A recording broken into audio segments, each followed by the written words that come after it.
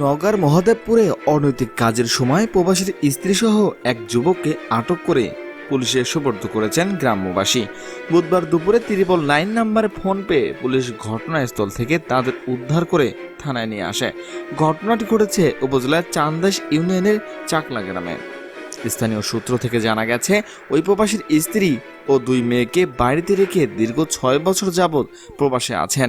এ সুযোগে তার স্ত্রী মোজাম্মেল হকের ছেলে ফারুক হোসেনের সঙ্গে পরকীয়ার সম্পর্কে জড়িয়ে পড়েন।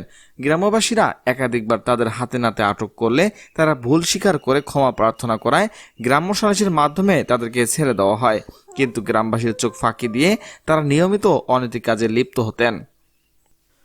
মঙ্গলবার রাত 11:30টার দিকে ফারুক আবারও ওই গৃহবধূর ঘরে প্রবেশ করলে সকাল 6:30টার দিকে ওই প্রবাসীর স্ত্রী ঘর থেকে গ্রামবাসীরা তাদের দুজনকে আটক করেন। এক পর্যায়ে গ্রামে মিটিং বসিয়ে দিনভর আলোচনা শেষে সমাধান না হওয়ায় বিকেলে তাদের দুজনকে পুলিশের হাতে সোপর্দ করেন।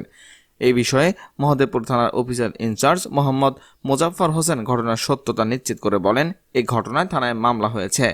দর্শক, স্বামী বিদেশ যায় স্ত্রী সন্তান যেন ঠিক মতো থাকতে পারে, খেতে পারে, কিন্তু স্ত্রী কিভাবে এই সময় অনৈতিক সম্পর্কে জড়ায়?